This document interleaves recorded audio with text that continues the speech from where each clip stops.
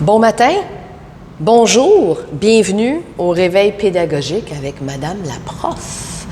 Si c'est la première fois que vous êtes sur ma chaîne, abonnez-vous si ça vous tente.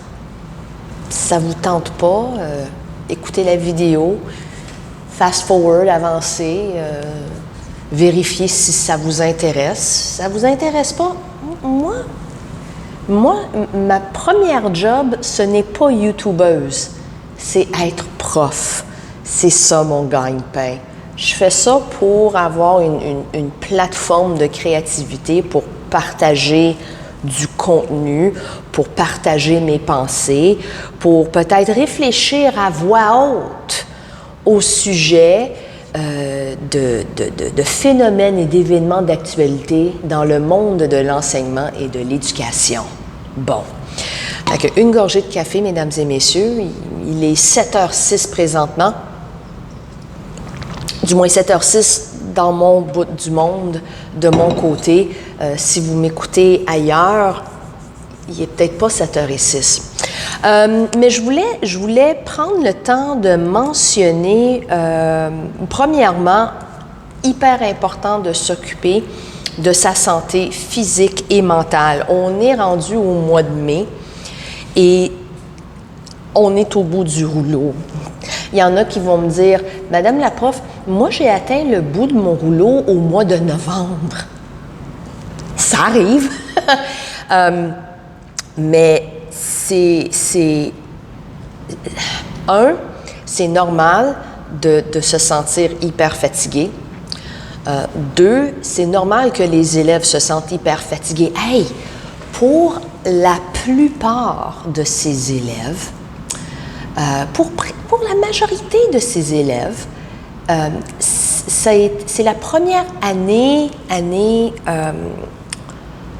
je ne veux pas dire une année normale, parce que, entendons-nous, ce n'était pas une année normale, mais c'est la première année d'école à temps plein, école normale, parce que l'année passée, plusieurs écoles avaient un genre de système hybride, soit une journée à la maison, en ligne, une journée à l'école, moitié des élèves à l'école, moitié des élèves à la maison. Peu importe le système qui a été utilisé dans votre école, pour ces élèves, les 2 dernières années ont été des années particulières. Donc, une année complète de A à Z où ils devaient être présents physiquement, mentalement, psychiquement, grammaticalement, mathématiquement, scientifiquement. C'est peut-être beaucoup à demander.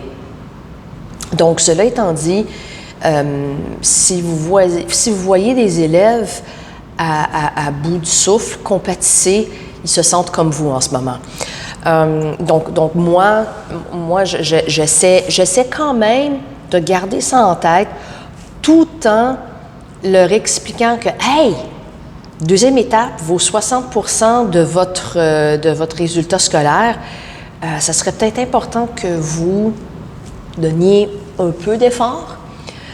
Et surtout, pour les élèves qui sont, j'imagine, en secondaire 3, secondaire 4, c'est pas fini pour eux, Oui, je sais, c'est pas fini pour les élèves de secondaire 5 qui s'en vont au cégep l'année prochaine. Mais il faut que le corps s'habitue à ce rythme. Parenthèse, il n'y a rien qui dit que ce rythme est normal. Il n'y a aucune théorie, il n'y a aucune approche pédagogique, scientifique, qui démontre que le rythme que nous suivons est normal. Fermons la parenthèse. Mais si on veut, je vais faire une analogie, une comparaison avec la course. Si on veut pouvoir courir un marathon, on ne peut pas continuellement courir des 2-3 kilomètres puis se dire « Ah, je vais être prêt pour mon marathon ». Donc, il faut que les élèves s'habituent à l'idée « Bon, je veux être à l'école à temps plein pour que je puisse finir mon parcours scolaire. » Mais encore là, qui dit que ton parcours scolaire finit au 5e secondaire, hein? Et qui dit que ton parcours scolaire doit se terminer, doit prendre fin, doit s'achever à 17 ans, parcours scolaire secondaire, à 17 ans. Tu as le droit de le finir à 18, 19 ans. Ça peut arriver. Ça peut arriver. Donc, prenez soin de vous, prenez soin de votre santé physique, votre santé mentale.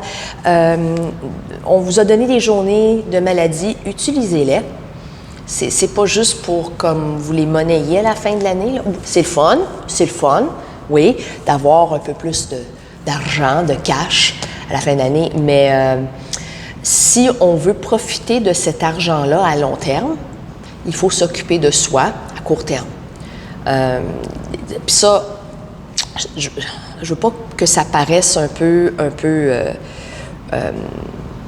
en blague. Je veux pas le dire en blague, mais je suis assez sérieuse. J'ai eu un directeur régional qui m'a expliqué lorsque je remettais en question ma décision de prendre un congé de maladie. Il m'avait expliqué que des fois, si on veut être là pour l'équipe, il faut penser à soi en premier. Et c'est très important, si on veut pouvoir profiter de la vie à long terme, il faut s'occuper de soi dans l'immédiat. Et si votre corps dit non, aujourd'hui, j'en peux plus, prenez la pause qu'il vous faut. Prenez le congé qu'il vous faut. Puis ça, c'est pas juste pour les profs, c'est pour les directeurs, c'est pour la direction aussi. Qui dit qu'un directeur doit foncer 24 heures sur 24, 7 jours sur 7, sans arrêt? Je suis désolée, là, mais personne n'est une machine. Personne n'est une machine. Et de croire qu'on peut pousser n'importe qui, non. On ne demanderait pas ça. On ne demanderait pas ça à un pilote, on ne demanderait pas ça à un médecin, on ne demanderait pas ça... puis demandez aux infirmières, pour le fun, demandez aux infirmières qu'est-ce qui arrive quand on les pousse au bout. Prenez le temps qu'il vous faut. Mais ce que je voudrais comme discuter brièvement, si je peux retrouver l'article, les programmes particuliers à l'école. Bon, là, quand je parle de programmes particuliers, je ne parle pas des programmes particuliers comme les programmes travail-études qui sont conçus pour des élèves qui auront beaucoup de défis à finir leur parcours secondaire et ne peuvent pas suivre un parcours traditionnel. Ils suivent un genre de cheminement où ils font, oui, des cours à l'école, les cours de base, là, vraiment là, de base, et vont au travail à temps partiel. Et c'est des placements qui sont organisés soit par des lieux de travail communautaires, locaux et l'école. Bon, je ne suis pas une experte dans ce programme-là, mais je sais qu'il existe. Mais on parle des programmes particuliers du genre sport-études, du genre programme international. Et le gouvernement voudrait mettre fin à une forme de stigmatisation. Et ça, c'est un article qui provient du journal La Presse. Il y a une école à Magog qui a choisi a offert des concentrations à tous ses élèves pendant leurs 3 premières années pour pas que les élèves disent « je suis dans rien, je suis dans aucun programme ». Donc, puis là,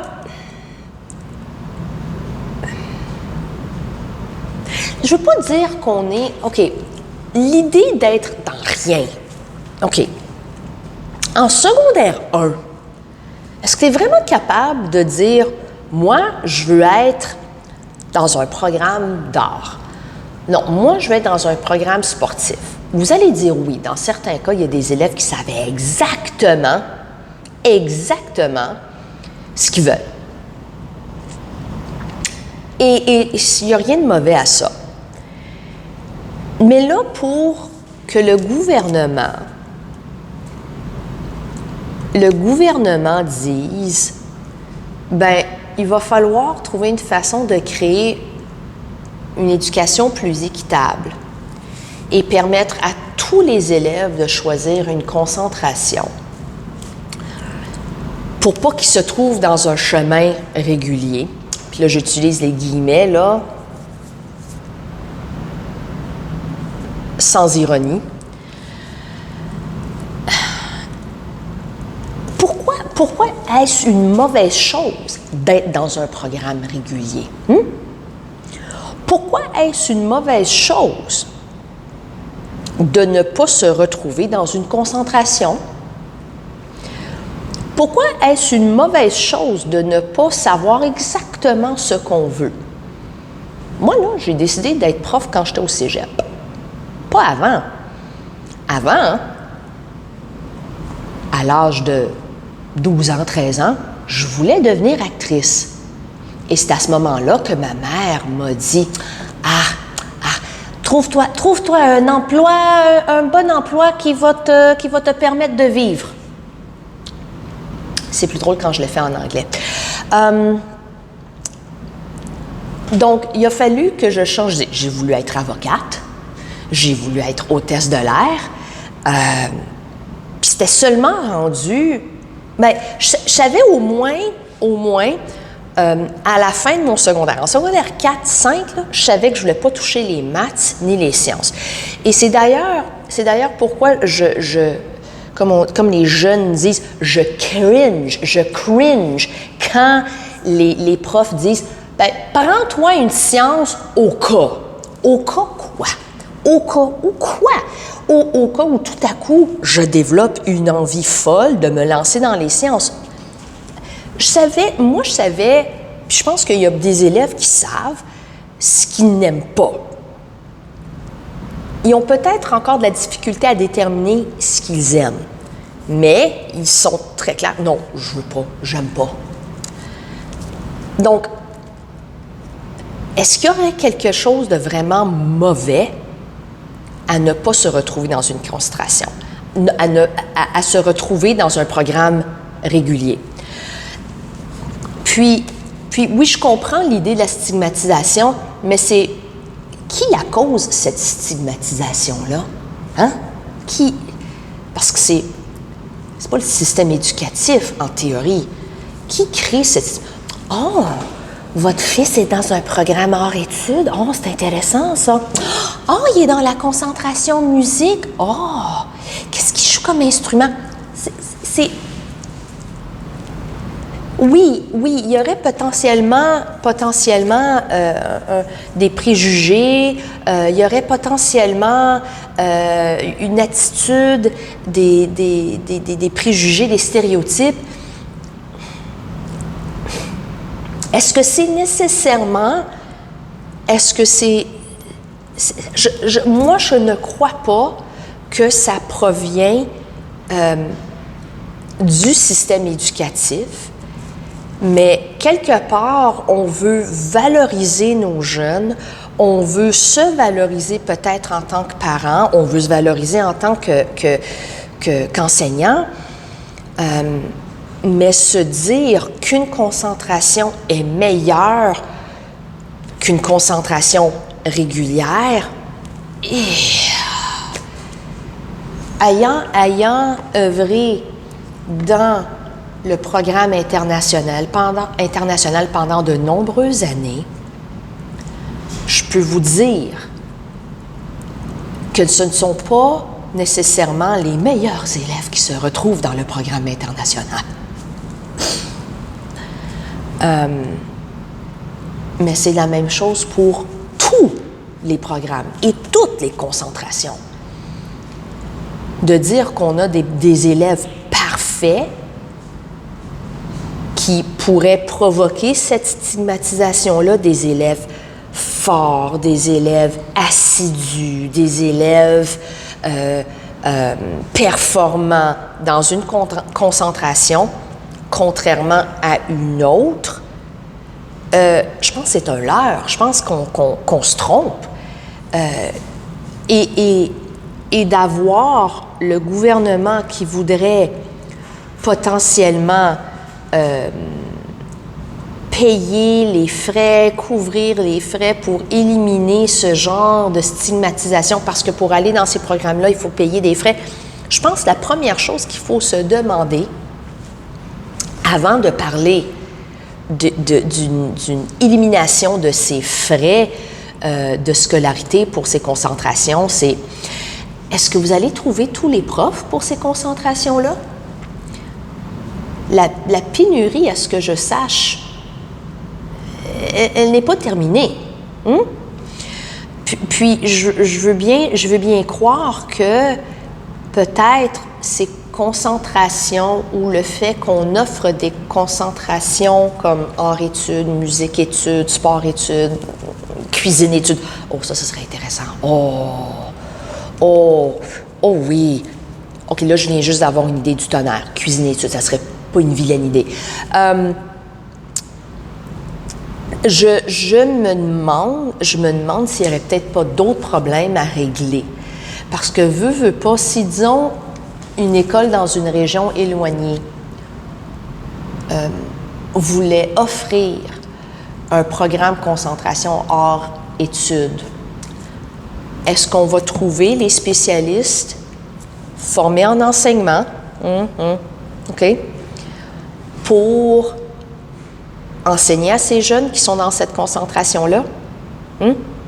Parce que si on va offrir des concentrations de façon équitable, il ne faut pas que ce soit limité uniquement à quelques écoles, comme une école de Magog ou une école de La Chute ou une école de Rosemère ou de Terrebonne ou de Saint-Jean. Il faut que ce soit offert partout. Il faut que ce soit offert d'une façon généralisée. Comme ça, si une école à Sept-Îles, OK, ou à Kegaska, ou à Rouyn-Noranda voudrait offrir, nous autres, on va offrir 3 concentrations, hors-études, sport-études. Est-ce qu'il y aura suffisamment de profs pour ces programmes-là? Parce qu'il faut avoir des profs qui sont spécialisés dans ces domaines-là, hein? Entendons-nous. C'est pas comme la prof qui a écouté des vidéos YouTube sur comment faire de l'aquarelle qui va pouvoir l'enseigner. Il y a des gens qui créent des belles aquarelles en se référant, mais on ne peut pas se dire que tu vas devenir prof juste parce que tu as écouté 3 vidéos YouTube, hein? Je pense qu'il y a d'autres problèmes à régler avant de s'attaquer à ça, OK? Avant de